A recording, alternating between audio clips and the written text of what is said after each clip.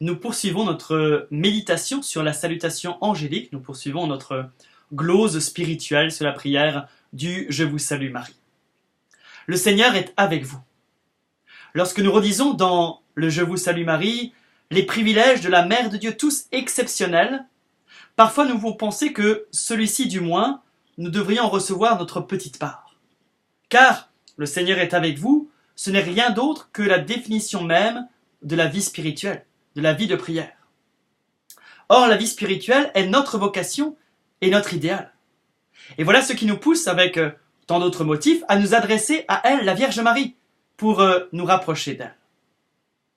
L'ange pouvait-il dire plus clairement que, dans Nazareth, elle était déjà patiente et sûre, une âme de prière. Il dit « Le Seigneur est avec vous ». Et la réciproque va de soi. Marie est avec le Seigneur. Elle est donc une contemplative, une âme de prière. Mais alors, peut-on grandir dans la vie spirituelle en la priant? Certes oui, et l'expérience de tant d'âmes de prière d'autrefois le prouve. Si d'une part le Seigneur est avec elle, d'autre part, nous aussi, nous sommes avec elle. Nous sommes donc proches du Seigneur puisque entre lui et nous, il y a Marie. Marie comme seul intermédiaire ou plutôt comme lien, comme liant. En priant le chapelet, ne trouve-t-on pas le silence et la solitude? Ne suis-je pas là devant Marie, dans une attitude humble, dans une attitude simple, bien éloignée de toute suffisance, les mains vides, le cœur transpercé comme un pauvre?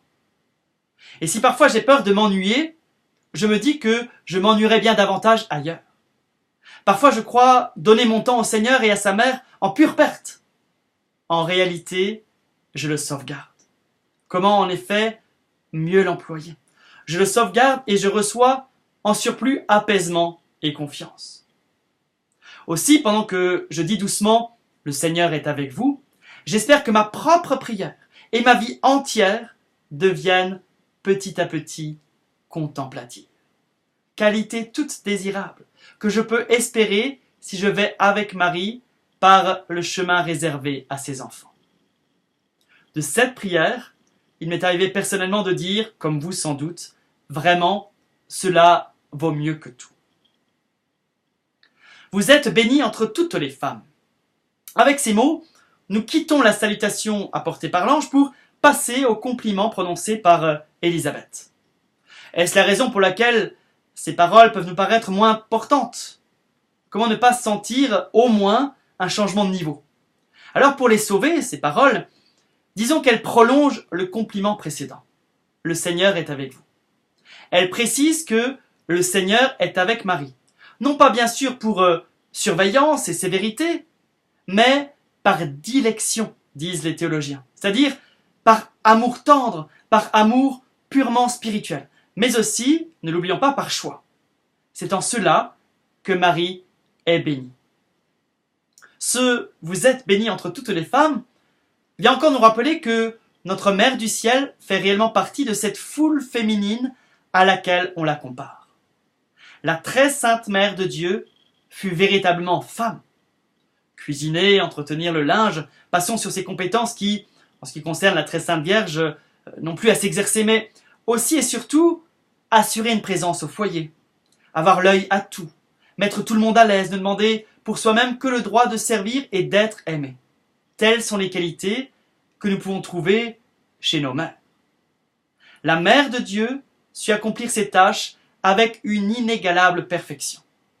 Entre toutes les femmes, elle est au-dessus sans être différente, incomparable sans être incompréhensible.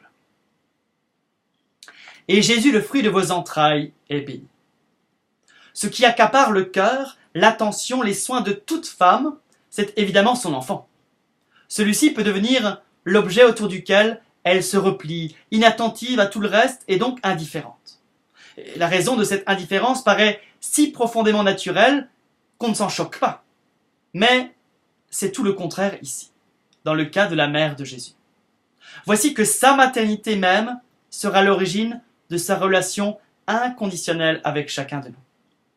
Parce que son Fils est lui-même le frère et le sauveur de tous les humains. Maternité qui dilate le cœur de cette mère, maternité d'un genre inédit, ni jalouse ni exclusive, parce que c'est en conformité avec la volonté toute puissante de son Fils qu'elle s'étend à tous. Je sais donc que la très sainte Vierge Marie ne dira jamais « Je me dois à lui, à Jésus, d'abord. Ensuite, quand je le pourrai, je m'occuperai de toi. » Non, elle dira tout au contraire « Je ne crains rien pour lui, pour Jésus. Donc, toi d'abord. Toi d'abord, et aussi longtemps que tu auras besoin de moi. » Alors, entre le moment où sa cousine Élisabeth a proclamé pour la première fois « Le fruit de ton sein est béni », et ce moment présent où je redis le même compliment, a eu lieu la substitution faite d'autorité divine. Femme, voilà ton fils, au pied de la croix. Celui-là qui n'est pas à moi, mais qui m'a suivi par amitié, voilà désormais qu'il est ton fils. En Marie, sa mère, Jésus n'est plus l'unique béni. Je le suis aussi. Nous le sommes tous. Car Jésus, au moment où il était cloué sur la croix, n'a prononcé que des paroles d'une importance et d'une valeur décisive. Et tels furent ces mots. Femme, voilà ton fils. Vous l'avez vu, vous l'avez pressenti, la première partie du Je vous salue Marie se compose d'une énumération de compliments que l'on adresse à la très sainte Vierge.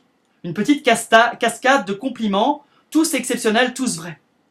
La seconde partie, vous le verrez, exprimera une demande, ou plutôt toutes les demandes possibles réunies en une seule demande. Alors, belle rencontre, belle semaine, belle méditation autour de la prière du Je vous salue Marie.